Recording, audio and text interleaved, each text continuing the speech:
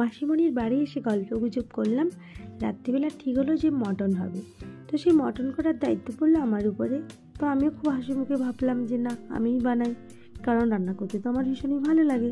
কোনোদিনই তো আমি রান্নার জন্য নয়, বিশেষ করে মটন বা নিত্য নতুন রেসিপি করতে আমার ভীষণ ভালো লাগে। 1 কিলো মটন নিলাম, সেটা ভালো করে ধুয়ে নিয়ে আর এর মধ্যে টক দই 50 গ্রাম দিয়ে দিলাম, 1 টিস্পুন আদা বাটা দিলাম, 1 টিস্পুন রসুন বাটা দিলাম, আর দিলাম 1/2 টিস্পুন কাঁচা লঙ্কার বাটা।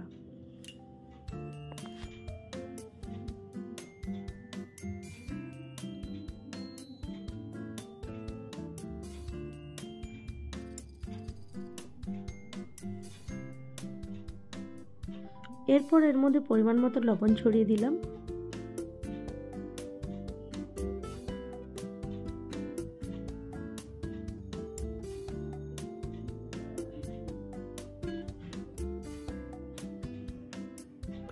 আর প্রায় 2 টিস্পুন মতো তেল দিয়ে দিলাম, 2-2.5 টিস্পুন মতো সর্ষের তেল দিয়ে দিলাম।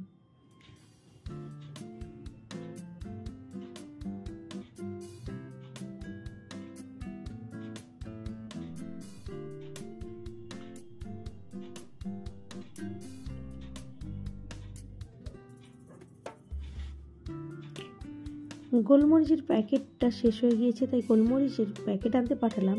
তার মধ্যে বাড়িতে যে গোলমরিচ ছিল সেইগুলো শিলনোড়াতে একটুখানি থেতো করে ভালো করে বেটে এর মধ্যে ছড়িয়ে দিলাম। আর দিলাম 1/2 টিস্পুন মতো হলুদ গুঁড়ো,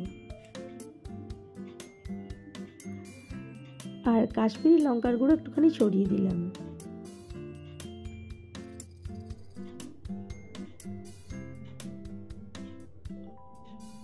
দিয়ে এটাকে ভালো করে মেখে নেব, বেশ কিছুক্ষণ বেশ দেবে দেবে ভালো করে মেখে নেব।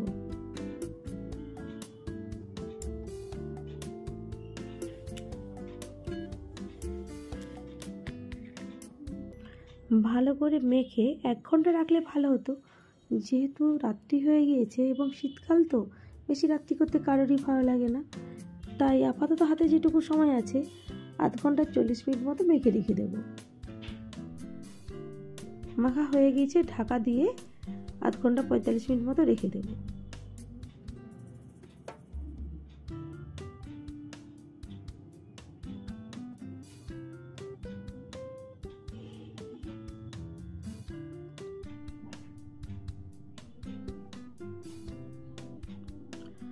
আলুগুলো ছাল ছাড়িয়ে ডুমো ডুমো করে কেটে নিয়েছি।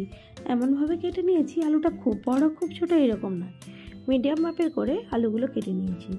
এরপর কড়াইতে তেল দিলাম।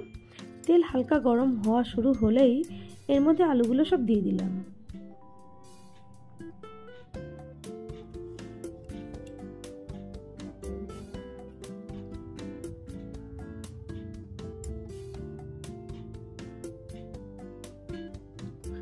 আলুগুলো দেওয়ার পর এর মধ্যে একটুখানি লবণ, হলুদ আর কাশ্মীরি লঙ্কার গুঁড়ো ছড়িয়ে দিলাম। আগে যদি লবণ আর হলুদ মেখে রেখে এই তেলের মধ্যে দিতাম তাহলে কী হতো, আলুগুলো দেওয়ার খানিকক্ষণ পরেই লাল লাল হয়ে যেত, কিন্তু সেইভাবে নরম হতো না, মানে সেদ্ধ হতো না। তাই আলুগুলো তেলে দেওয়ার পর এর মধ্যে এই লবণ, হলুদ আর কাশ্মীরি লঙ্কার গুঁড়ো দিয়ে যে এই ভেজে নিচ্ছি, এতে আলুটা সুসেদ্ধও হবে এবং সুন্দর একটা কালার হবে, যেটা দেখতেও বেশ সুন্দর দেখাবে।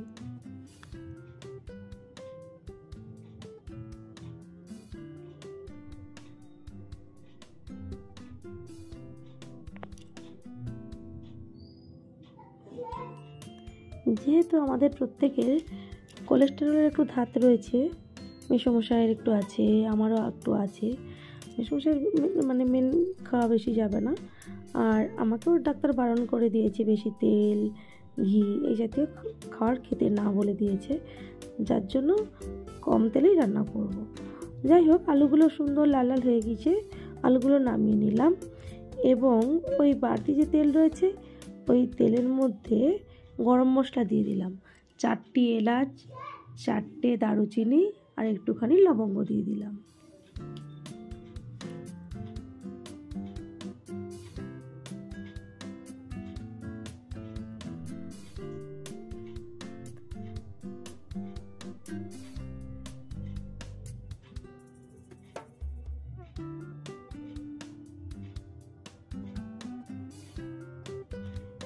এইগুলো একটুখানি লাল লাল হয়ে যাওয়ার পর এর মধ্যে কুচানো পেঁয়াজ দিয়ে দিলাম।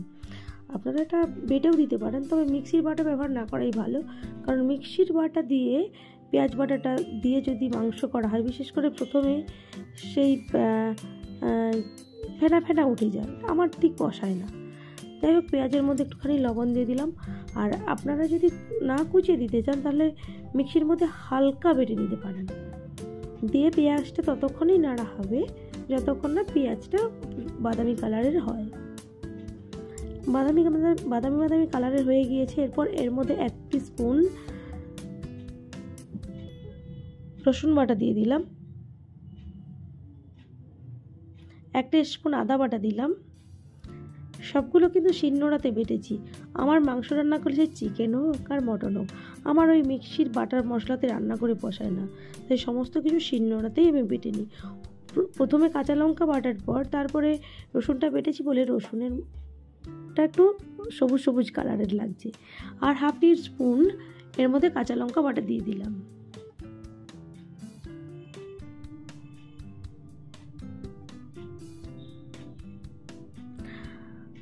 ফোড়নের সঙ্গে তেজপাতা দিতে ভুলে গেছিলাম বলে একটুখানি পরেই তেজপাতা দুটো তেজপাতা দিয়ে দিয়েছি।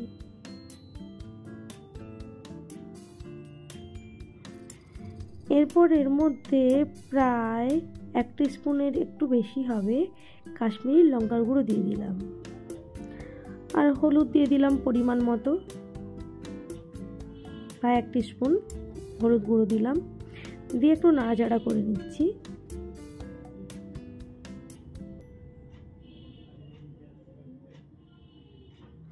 এরপর এর মধ্যে 1/2 টিস্পুন জিরে গুঁড়ো দিয়ে দিলাম।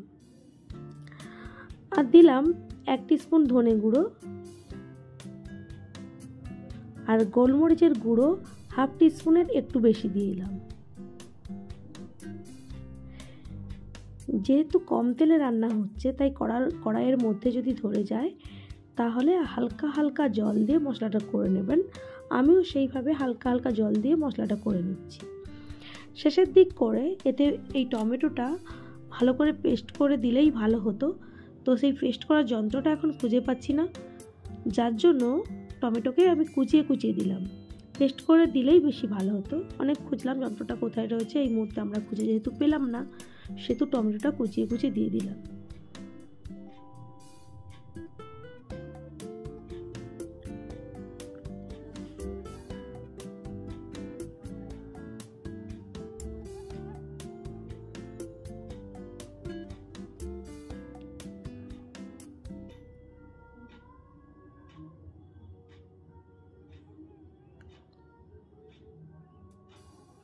মশলা থেকে যখন তেলটা ছেড়ে আসবে, সেই সময় এর মধ্যে মটনটা দিয়ে দেব।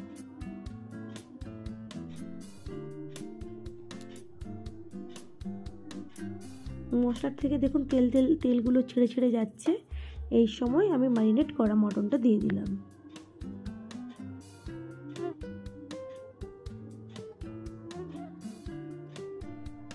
দিয়ে ভালো করে নাড়াচাড়া করে নিচ্ছি। বেশ কিছুক্ষণ নাড়াচাড়া করতে থাকবো।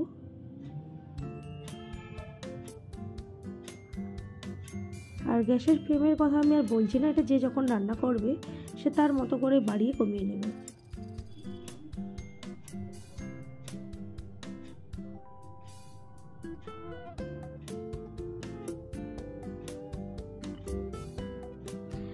বেশ খানিকক্ষণ নাড়ার পর এর মধ্যে ভেজে রাখা আলুগুলো দিয়ে দিলাম। আগেই বলেছি, আমার কিন্তু ক্যামেরা কেউ করার নেই। রান্না করি যাই করি না কেন, ক্যামেরাটা আমাকে নিজেকেই করতে হয়। আর আমার স্ট্যান্ড আমি ইউজ করি না, আমি এক হাতে রান্না করি, এক হাতে ক্যামেরা করি। তো যাই হোক, আলু দেওয়ার পরও বেশ কিছুক্ষণ নাড়তে থাকবো যতক্ষণ না মাংস থেকে তেল ছাড়া ভাব হয়।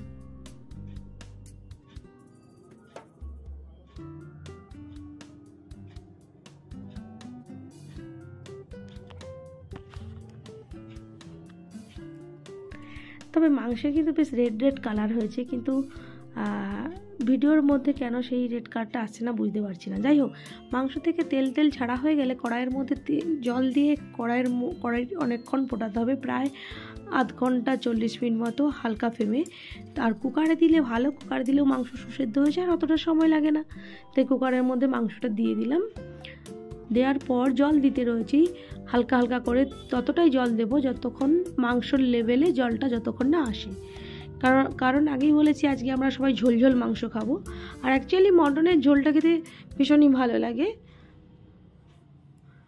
তো যাই হোক, মাংসের লেভেল ধরে জলটা দিয়ে দিলাম, দিয়ে কুকারের ঢাকনা লাগিয়ে 6-7টা সিটি দিয়ে দেব।